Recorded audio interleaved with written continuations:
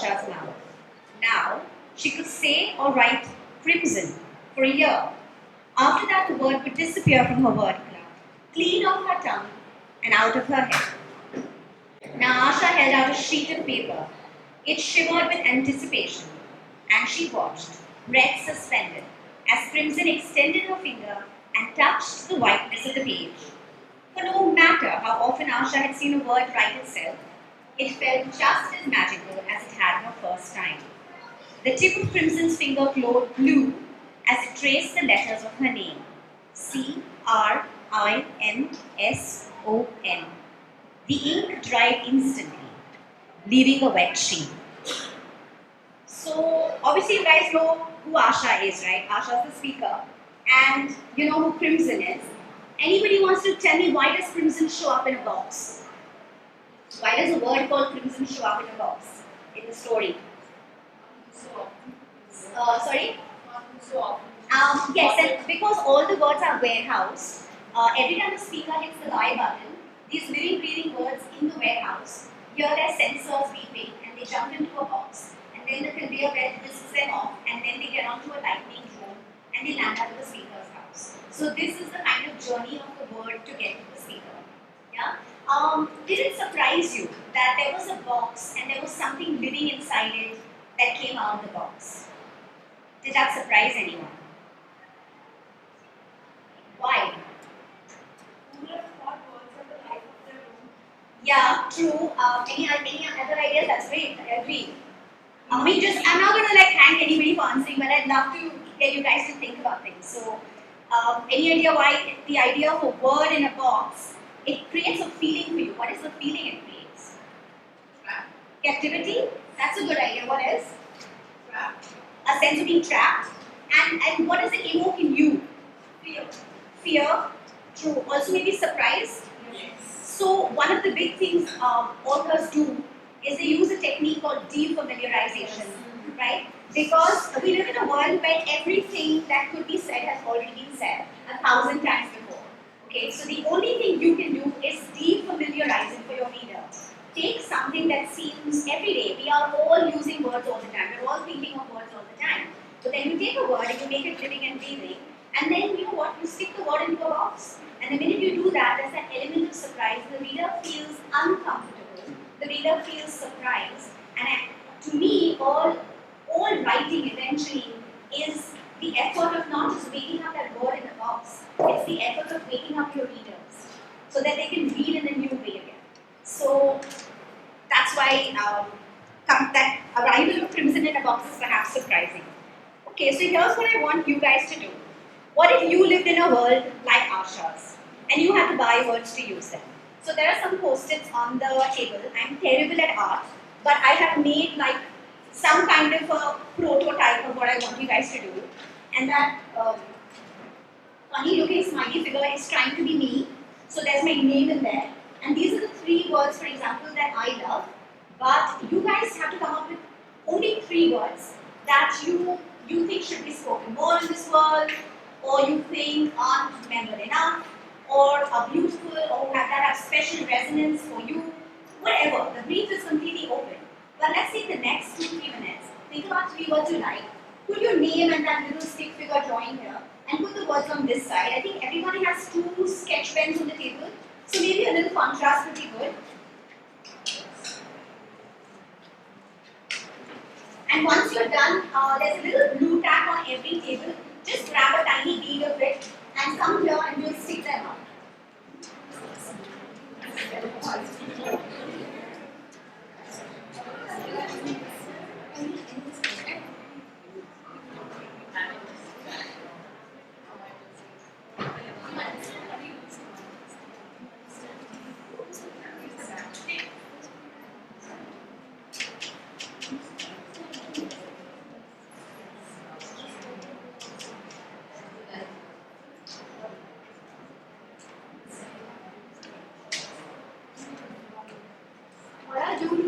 Ongoing is that even during the workshop, a word might come to you that you didn't think about right now. So then you don't need to give me your little sticky note right now, but at some point you can get up quietly while I'm on and just come on this side, trying not to get killed by all the cables here, and stick it out here That's perfect.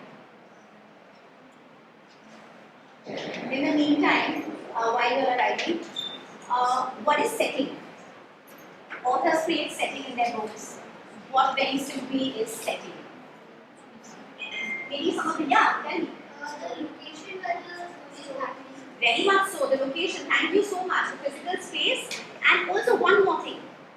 Not just space but also time. The time in which that story is set. Some stories it's very clear what space and time they're set in, and some stories it's not as clear, but that's setting. And even, like if you look at books say 100 years ago or 150 years ago, when people were more patient readers, you could have very long passages of description. And the author could spend like a whole page telling you what a city looked like. Okay? But now what authors do very often is something a little more, it's more of a stealth operation. What they do is they slip clues about characterization and setting into the action of the story. So what very simply is action? What is action? Movement, yes, but what if I told you movement is a car zipped down the lane, the lady looked up at the sky, a river flowed underneath. There's movement, but there's no causality, right? So, a very simple way of looking at it is the king died, the queen died. That is movement, but the king died and the queen died of grief. That's a story. Because now you want to know what happened. What happened that the queen died of grief? What was their relationship all about? So that's the beginnings of the story, right? So what authors do nowadays is they slip setting and character into the action. So I'm going to read a little passage now, and I want you guys to tune in with your ears, to actually listen, because a lot of us read from the page but aren't used to tuning in as much. So listen as I read and jot down any clues you get about two things. The setting of this little passage, and secondly, the character Woebegone. Yeah? Miles away as the drone flies, a conveyor belt croaked its last.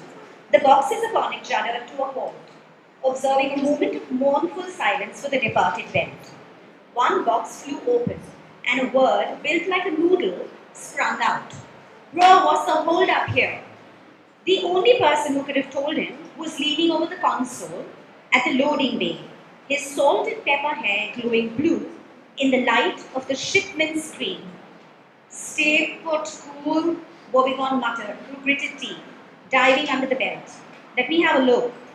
Cool was already swinging his reedy self out of the box. This warehouse of yours needs a nip and tuck, Woebegone. Most of the words you have in here are old. Flicking his long hair off his face, Cool sauntered off in the general direction of LOL and awesome and all the other popular words. Woebegone glowered after him. His face, though unlined, had a tired look, as if all the emotions flickering across it had worn it down. What sort of words kind of jumped out at you to give you a sense of the setting? What is the setting of the passage? Sorry? A loading dock. So a loading dock where? In a warehouse. Correct, right? Okay, so the book constantly straddles two settings, the warehouse and the city. So in the warehouse, what are the other things you got? You got loading dock, that's great. Any other words? The belt, great. The conveyor belt. Yeah, what else do you find in a warehouse? Any other words that jumped out? Warehouse related words? Boxes, yes, very much so. What else? Any others? Did anybody hear a mention of something that flies in the sky nowadays that is not a bird? Drone, yes. And anything else? A kind of screen. We're all looking at screens all the time, but a warehouse screen, like a shipment screen. Yeah, where he's tracking shipments. Okay. And also a console. A console is again the screen in a warehouse, okay, where he's tracking shipments. Any idea what Woebegone means? The word itself. What does it mean?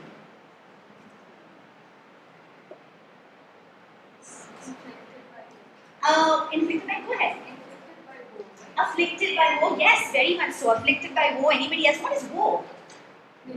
Misery, right. So somebody who's quite misery bound in some way.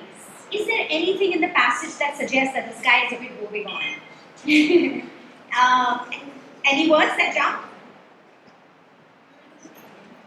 You, sorry? Yes, he's tired, and the fact that all his emotions look flickering across his face as though it had been worn down by all the emotions. And then also in the way he speaks to cool, like he's speaking through gritted teeth, or he's muttering. Also interesting to keep in mind that authors are very sensitive to word choice. So I could have just said. But if I said, Woebegone said something to cool, how different would it be from me saying Woebegone muttered something? What's the difference between muttered and said? Through your teeth, it's not under your breath. When do you generally mutter? Like when the teacher says something and you don't want to be heard but you want to say something back?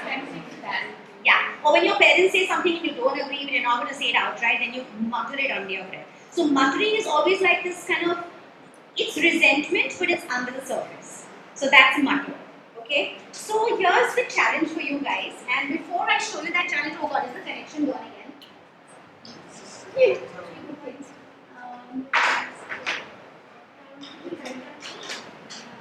So what I need you guys to do is think of one word, either any word from the list of words you made, or just any word. It could be even a slang word, just not a swear word because we are in school so we can't use it. But a slang word, something you guys use with each other, like lingo, it's fine. But it's a word and I want you to personify that word.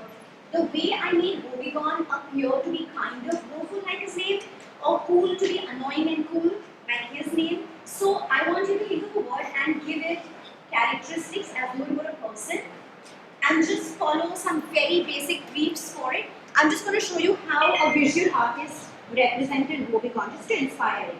Okay, this is Woebegone according to a visual artist. I'll just run it again with the audio. But did you get what happened there?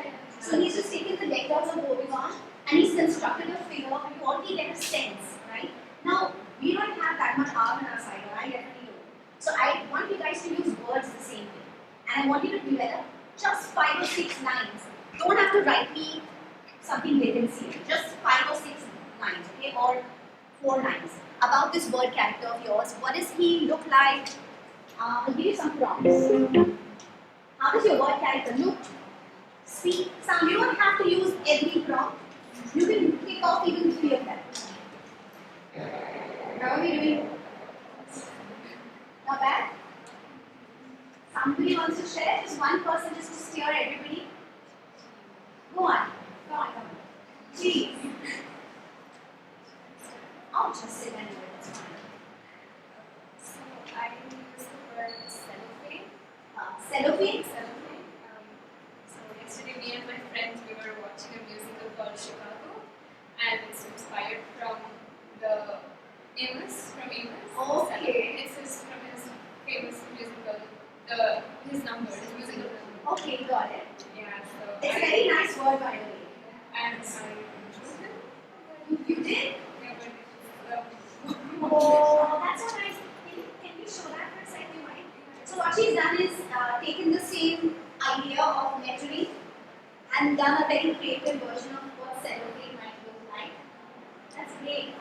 And you want to tell us a little bit about it? You have to speak out of this. okay, so the character that I drew and the character in the musical itself are very similar. So I've described them as very soft-spoken, someone who doesn't speak aloud, doesn't speak too much. He's also very gullible, listens to everything, does everything that everyone tells him, doesn't have a mind of his own. And he always smells like car oil. Even if you see in the musical, he's working 14 hours in the garage for his family. That's how he describes himself. So I think he would smell like car oil. And he wears big glasses. This is the touch I gave him. I was inspired by the clown makeup that he did for his musical number itself. And the feel in the word I drew it as a lollipop that he always has in his mouth. So yeah, that's it. Oh, thank you. It's wonderful. Can I challenge you for one more detail? Can you find something in his character that represents the word itself, cellophane? Does the lollipop have a crinkly wrapper? Or are his spectacles, they don't have glass, they have cellophane sheets? I mean, or does he make a strange and odd crinkly sound every time he moves? But nobody can ever figure out where that sound comes from. Yeah? Get the sense? Okay, that's very good. Thank you. So if you guys have a hangover, I'm going to move on a bit, and then the next person will share at the next stage. Yeah?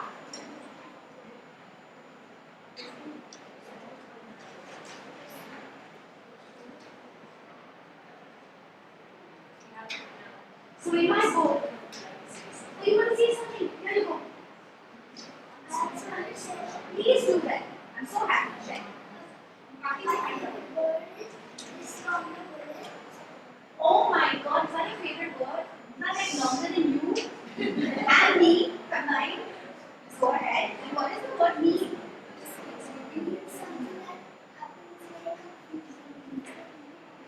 Wow. This sounds pleasant. The look of the word it wears black clothes. Okay. It seems speak softly, confusingly, and confusing. Why does it confuse you? Because it speaks that softly. So you can't figure out what it's saying. Soft people always confuse me. I totally agree. That's great. What's your name? Lucky? Lucky. Wow, that's great. Have you put your word up there? Oh, but can you put that word as well? I love it. And can you put cellophane as well up there when you added it on, right? Okay, great. Thank you. Oh, you can take a new post-it and you can leave that one there. Okay, alright. Thank you so much for sharing. That's lovely.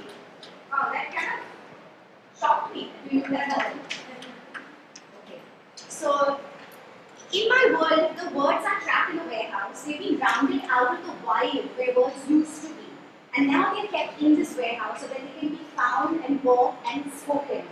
I don't know if it's some way it reminds you of our own world, where the biggest issue these days is findability.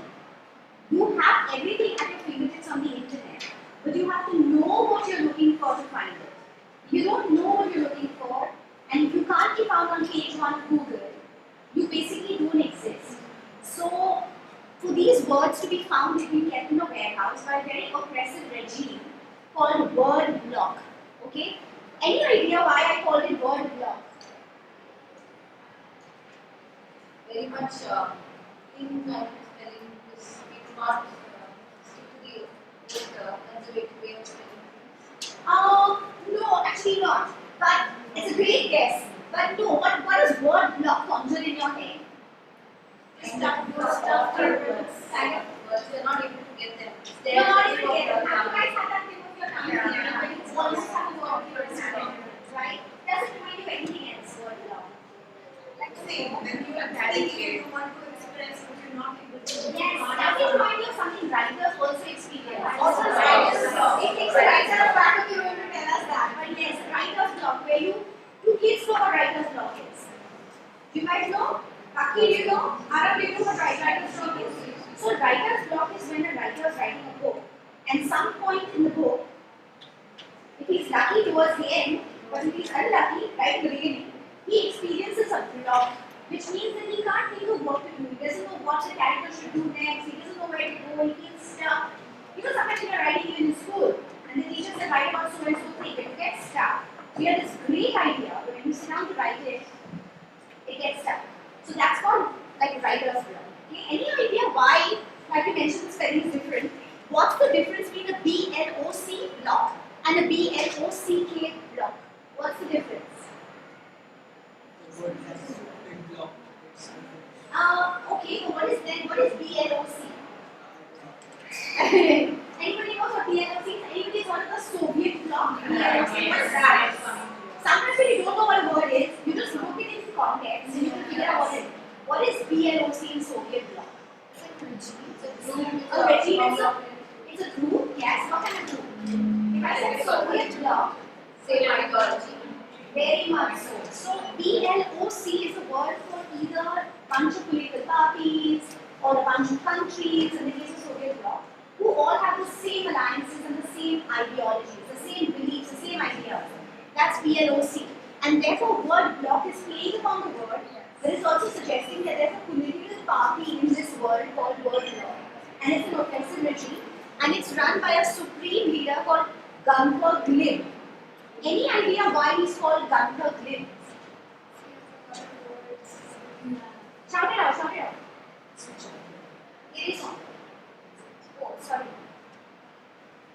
Probably has access to a lot of words. So He has access to a lot of words. So what does Glib mean? someone smart with the words. Smart with their words. But would you generally use it as a compliment? No. You wouldn't. Why? Because they're more sly with their words rather than smart with them. Yes. So you know So what? Garfield would be good. Sorry. Garfield would be good. Garfield is like Garfield is glib. Or do you know any people from our own world who are glib? Hang on a second. What you hit upon actually is very interesting. It's called. Sorry, I just go past. It's like a traffic jam here. Okay, so आप ये बाजू आ जाओ ना. आप 2 minute के बाद picture है. Thank you. Okay, so what you talked about is called in very fancy word. And Paki, if you don't know this word, this is a cool word to use, okay, with people. But it's nuance. Nuance means words have some tiny shades of difference. They're so fine that only a good reader, a good writer can tell the difference. So there is a difference in nuance between saying somebody is fluent and saying somebody is glib. The difference is in intention. A person who is glib is in some way trying to sell you something or to persuade you or to make you see things his or her way. So do you know of any categories of people in our own world who are glib? Sorry? Spies can be glib. Yes, that's wow. I hadn't thought of that, but they can be, because then they don't want to tell you who they are and what they're actually there for. They can be very glib. Great, well done. Anybody else? Politicians are glib. Anybody else? Sorry, salesmen. Very much so. Yeah. Any others? Have we missed anything? Preachers sometimes. Okay, or people who are trying to convert you in some way to some religion, to some whatever. Leaders of cults. Okay, like people who want, I don't know, all kinds of babas and barbies or whatever, huh? So yeah, so those kind of people are glib, right? Okay, so now here's the next thing I want you to do. This is your prompt, okay? You guys all had a word character out there. Now I want you to imagine that your word character is in danger. Danger from what? So before I continue, I want to say that word block, being this oppressive regime, has a set of very unpleasant policemen / army people who are out on the roads to make sure that the speakers behave and the words behave. Does this also sound like our world? Have you ever heard of dictatorial regimes and they always have some kind of a police force? Yes. For example, what did the German Nazis have? The SS. What did East Europeans have? They also had a police that could investigate you, could throw you in jail, ask you questions later. The Stasi. Or what did the Soviets have? The KGB. Yeah. So in my world, the police, these not very nice people, are known as the chasers. Okay. So I want you to imagine that your word character is in danger and she or he is on the run from the chasers and is looking for a place to hide. Now that is the action. They are running, they're looking for a place to hide. Very small string of action. What I want you to do for the next 5 minutes is keep with the action, but slip at least a few of these prompts into the action. Okay, either it could be she's running and she comes to a space. What is that space? Is it a public space? Is it a museum? Is it a library? Is it a private space? Is it a rundown building? Who does it belong to? Does she know? Does it have a name there? Are there other people around? Are they all dead? Have they all left? If they've left, why have they left?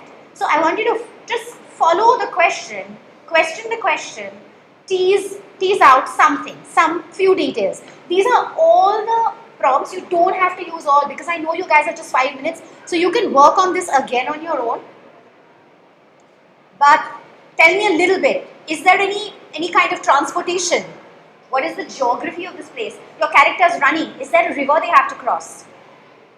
Is there a mountain they have to climb?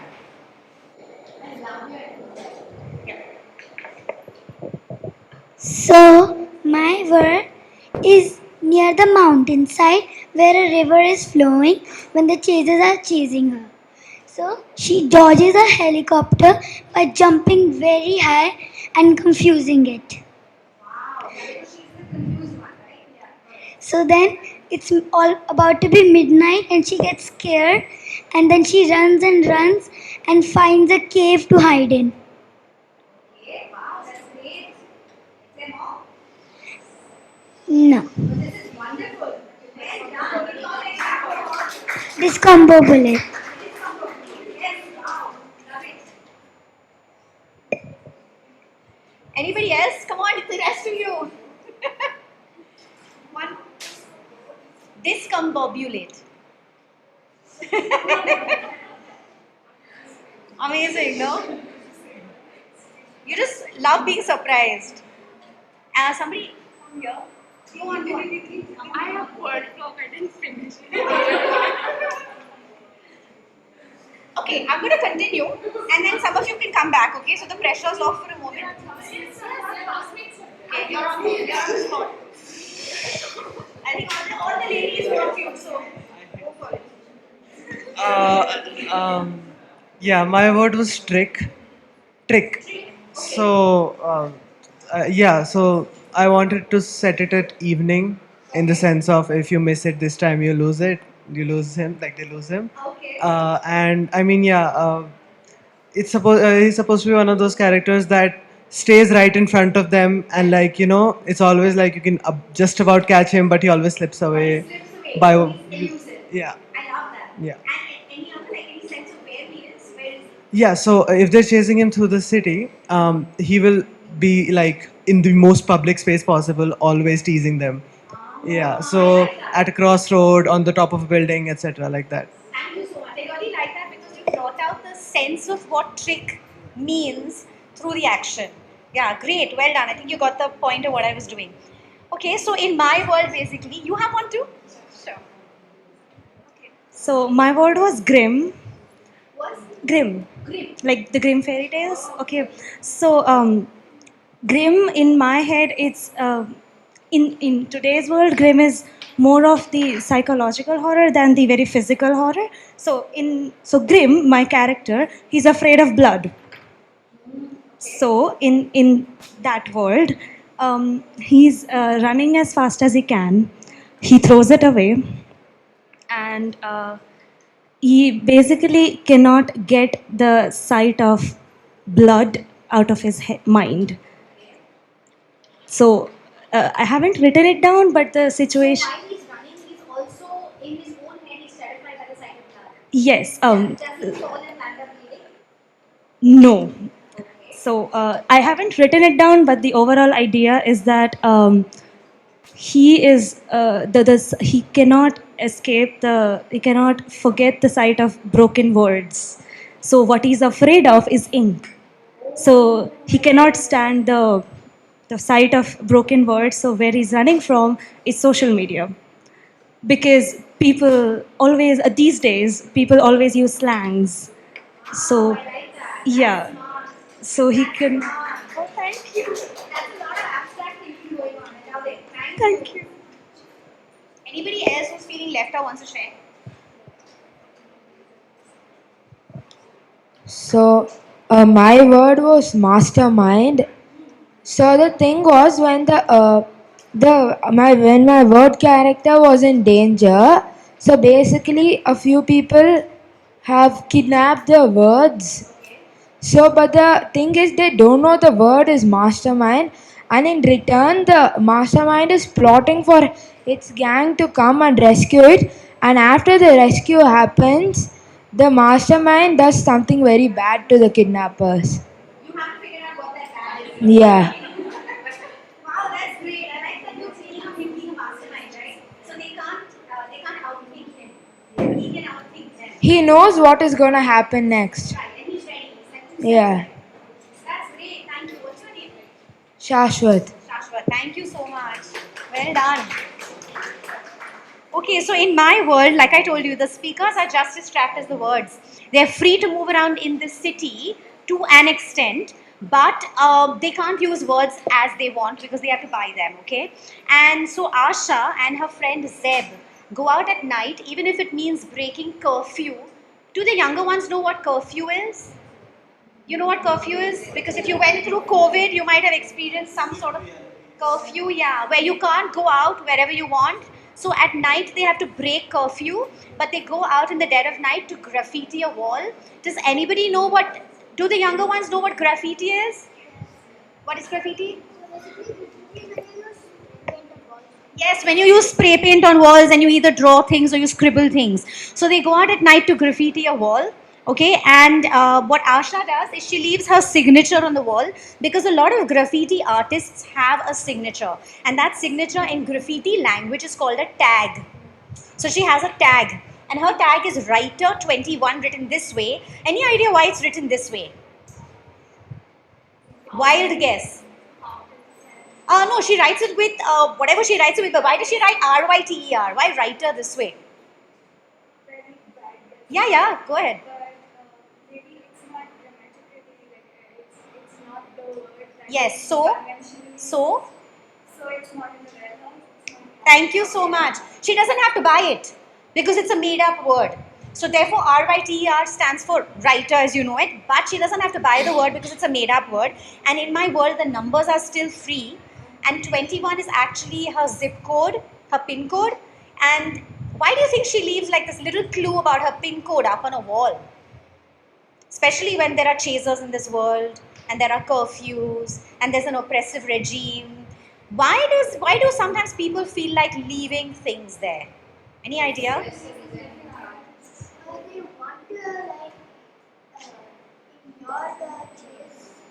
They want to invite some little bit of a chase. Why? What is it in? Maybe. Uh, for a character who is rebellious, such as writer, it stands in their interest to always, get them to chase and then win.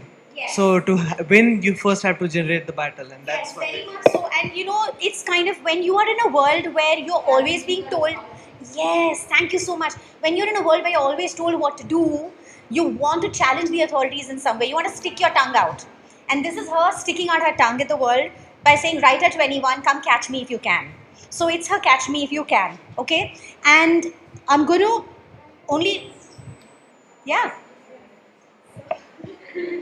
One of the words that I thought of was gibberish, because I thought in this economy, yeah, so like they can just come up with utterances to use on their own and assign them meaning. Yeah, and they wouldn't need to comply with the rules of word law. There is some of that in the book. But also, it's very hard. As you know, when I was a kid, I tried to make my own language, and I gave myself 2 days to do it. And I realized very fast that I wasn't going to speak to anybody in that language, and I kept forgetting what every sound stood for. So gibberish has very limited appeal as long as you have a base. But if you don't have a base language, how much can you actually agree to say with your friends? You get what I'm saying? Yeah. But so yes, gibberish is there in my book as well. So anyway, Asha and Zeb go out to graffiti a wall, and I wanted to just read a little section here to you. Out on the Maidan, the Hawa blew, though no one knew why it was called that anymore. Here, the grass had been torn up so speakers would have nowhere to assemble or to protest.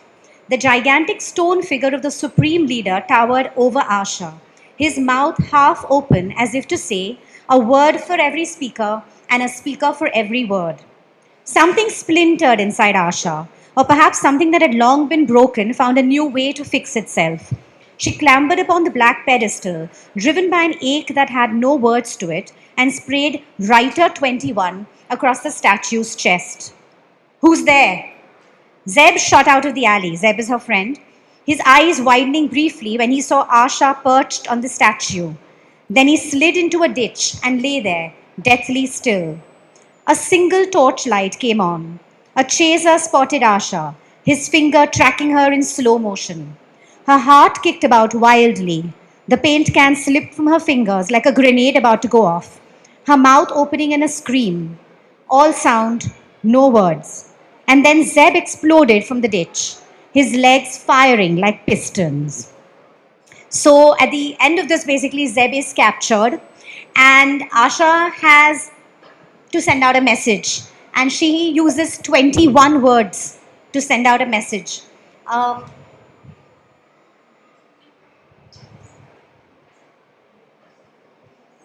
So there's like a little challenge here for you guys. I'm going to leave my Instagram handle on the board.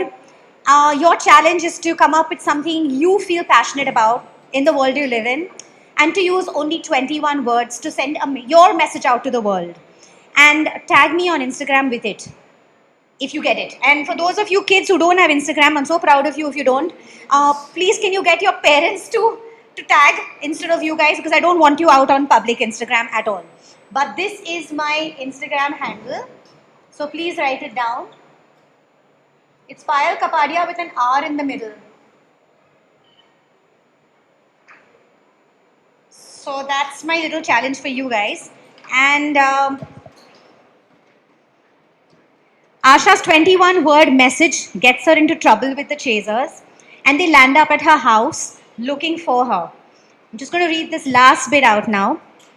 Open up! Open up this instant! She could hear the panting of the dogs on the other side. Dad raised one arm and pointed. For a moment, Asha didn't understand, but they'd gotten by without words for so long, there were other cues. She followed his gaze to the box in a corner of her room. WWW printed on its sides. Mom must have brought it in earlier that day. Asha's hands wobbled as she peeled back the tape and lifted the flaps. The sight of the sleeping word whose name she didn't remember made her hesitate, but only briefly. She jumped in, ducking down as the flaps fell. Dad's hand was pressing the tape flat as the door flew open so forcefully it swung off its hinges. The chasers were in the room now. No! Mom's voice again. She's wanted, said a voice like crushed glass. Where is she? Don't! No! Mom was struggling to speak. Her single words didn't stand a chance. Stop squealing. Looks like your daughter has trouble keeping quiet.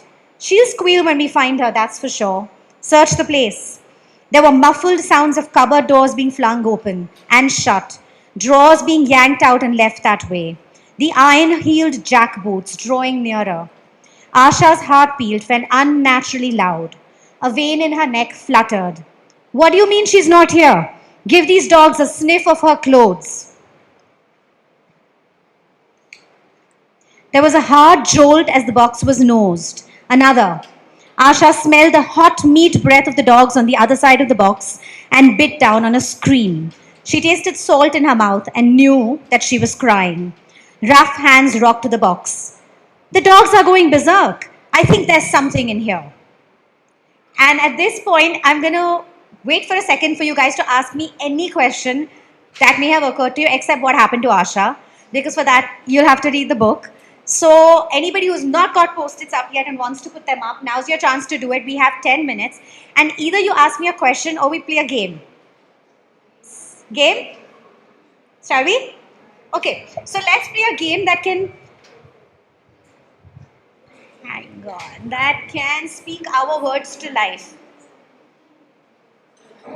Okay guys, are we ready? Yeah. Let's divide into two teams, okay? Just for a few minutes, let's play. Let's speak a few words to life, okay, on our own today. So everybody on that side of the room, you guys are the speakers, and everybody on this side of the room, you are the words. Okay? I'm going to play a quick round and let's see who does better, the speakers or the words. Yeah? Everybody knows who the speakers are? And the words on this side, okay? You get to choose which of these you want to answer. In my world, the nouns in the warehouse are known as namers, the adjectives are known as describers, the verbs are known as doers. There are also mystery questions, and there's an all play. If you guys hit the all play, both teams get to play. Okay, and basically, these are the points you get if you win. Of course, the higher the points, the more punishing the question. Yeah? So, who wants to go first? Shall we have the younger ones go first? You guys are the words team, right? Can you choose which one you want to play? Arhan? You get the question only if you decide what you're playing for. Shall we do 100 points? Okay, shall we do a namer? Let me click. What is this? A strong feeling that something usually okay, only they get to answer first. Something usually unpleasant is about to happen. It begins with an F. Anyone in this team knows what that word is? It begins with an F, and it's a strong feeling that something bad is going to happen. sense of foreboding. Thank you so much. Perfect. Yes. Okay. These guys have got 1 mark. Great. Okay, we'll go back and we'll play again. Okay. Now you guys want to choose? What are you going to play for? Shashwat, want to play a little risky? You can. You can. All these older people are playing. Which one? Describer? Which one? 100, 300, 500? No. You have to choose. Oh my god, you're really playing safe. Okay. A patient on the verge of dying is described as? Starts with a T. Terminal, yes. Well done. Okay, so now it's back to you guys. What will you all choose now? How many points? How confident are you feeling? Okay, chalo, let's move. Wow, somebody's really like in the mood. Okay. Towards 500. Speaking on and on without stopping. That's almost me today. Sorry? Yeah, P. P. P for Payal. P.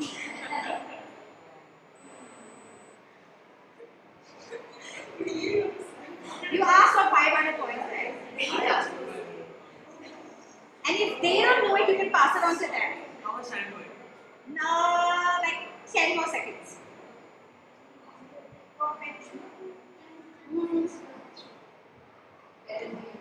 Sorry? No, my God, yeah, you have to guess now. What can you do next? Yes. To speak on and on without stopping. They say, oh my God, she's. Prattling would work. So I'm going to give it to you. But the word was actually pattering. But we'll go with that, okay? So I'm going to add that here. My first guess was rambling. Well done though. You guys played risky. Shashwat, you feeling a little braver now? Okay, which one?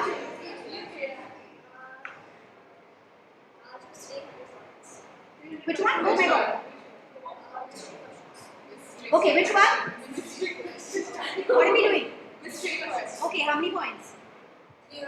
300. Okay. What is the hour when TV or radio has its largest audience? What is that hour called? Starts with a P. Peak hour. What? Peak. Peak hour. No. Something else. Yes. Well done. Okay. You guys are all on a roll. Okay, now should we do one all play? Yeah? It's your chance. So you guys choose which all play you want to do and they just have to play. 500? Okay. How fast can you spell this word? Okay, the word is asinine. Yes, that's right. He already got it, guys. Now, you guys want to do an all play as well?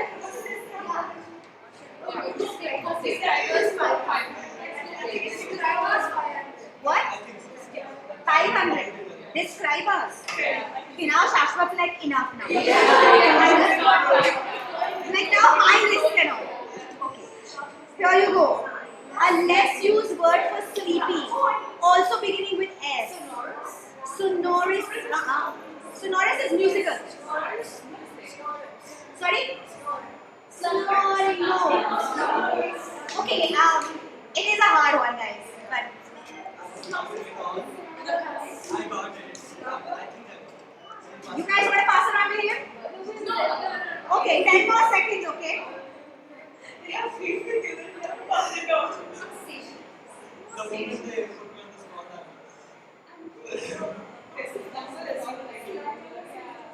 Ready? Steady?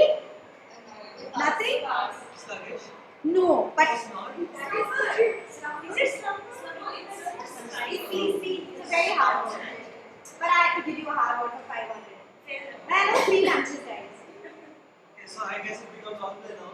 Yeah. Anybody knows it? But anyway, the word was somnolent. Okay, and you want to play one more last role play? Do we have time for one more? We do? Okay. What should we do?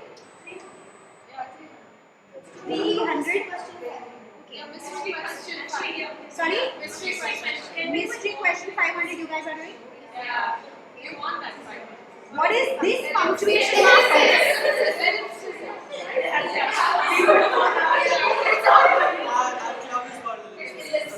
Okay, and now what do you guys want to do? Which one?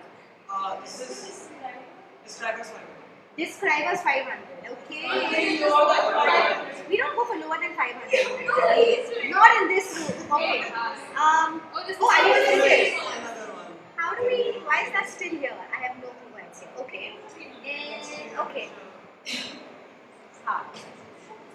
A summary is the adjective used for summer. Vernal is the adjective used for which season?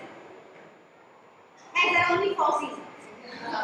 It's not that bad. I just covered summer.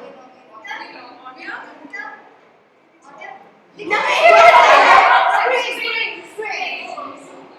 Okay. You guys are team 2, right? I'm losing track. Okay. Now, you guys, no, you're just finished. What about you? Name us for 500. Hard one. The quiet kind of recorded music. You know that you hear in elevators and in hotel lobbies. Yes. Melody. But it's a word again.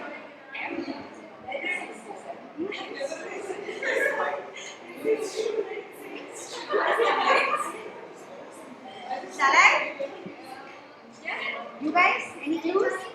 No? Any others? Now it won't be anymore. The word is actually when you hear that kind of annoying music that stays in your head, and then you sometimes wake up in the middle of the night still humming it. And any more? We do have 2 already. Okay. One more. Can you all do it? She is the boss. She tells us. Can I do one more, Radhika? Yes. Okay. You're not going to do an alternate. So mean. This is why you guys are passing on the question. Go ahead. Which one? Huh? Towards 300.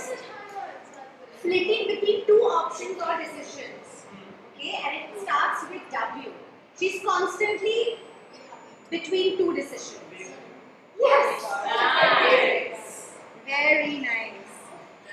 Oh,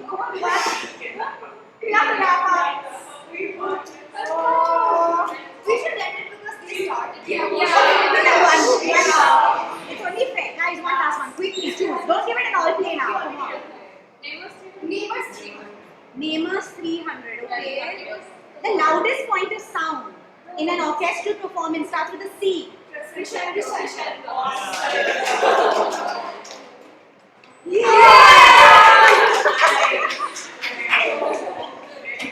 We wrap up now.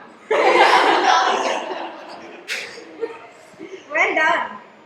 Okay, so everybody is posted on the board firstly. Thank you so much, Inspire. Let's have a big round of applause.